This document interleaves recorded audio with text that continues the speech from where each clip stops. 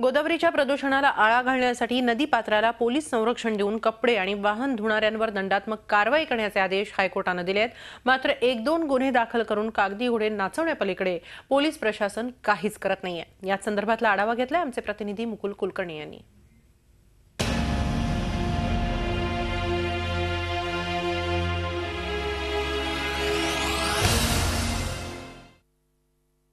येत्या 6 ते 7 महिन्यांनी नाशिकमध्ये कुंभमेळ्याला सुरुवात होणार आहे।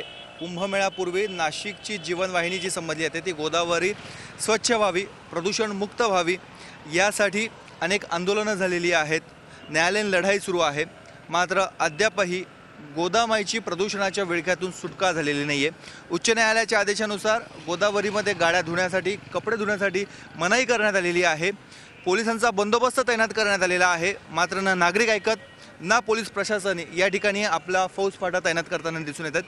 पोलिसांनी आता केवळ 7 ते 8 जणांवर फौजदारी गुन्हे दाखल करण्याची कारवाई केलेली आहे। अतिरिक्त कागदोपत्री घोडे नाचवण्यापलीकडे काहीच केलेलं नाहीये। त्यामुळे आपण बघतोय ठिकठिकाणी कपडे धुताना लोक दिसून येत आहेत। हा गोदावरीचा घाट आहे। इथे वर्षानुवर्षांपासून अशाच पद्धतीने कपडे धुतले जातात।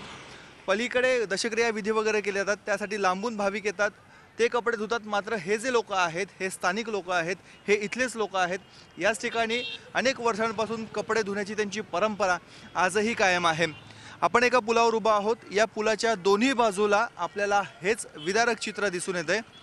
दुसऱ्या बाजूला आपण बघतोय नाशिकमध्ये जे दूरवरून पर्यटक येतात त्यांच्या गाड्या इथे या ठिकाणी लावलेल्या जातात आणि त्या गाड्या धुण्याचं काम सुद्धा याच गोदावरीच्या पात्रामध्ये होतं आणि त्यामुळे गोदावरीच्या प्रदूषणामध्ये दिवसेंदिवस भर पडताना दिसून येते। यासाठी उपाय एकच आहे, नागरिकांनी, शासनाने, प्रशासनाने आणि गोदामाईवर जे प्रेम करतात त्या सर्वांनी एकत्र येऊन गोदावरी प्रदूषणमुक्त कशी राहील यासाठी तातडीनं पावलं उचलण्याची गरज आहे। व्हिडिओ जर्नलिस्ट सोनू भिडेसह मुकुल कुलकर्णी, झी मीडिया, नाशिक। झी 24 तास रहा एक पाऊल पुढे।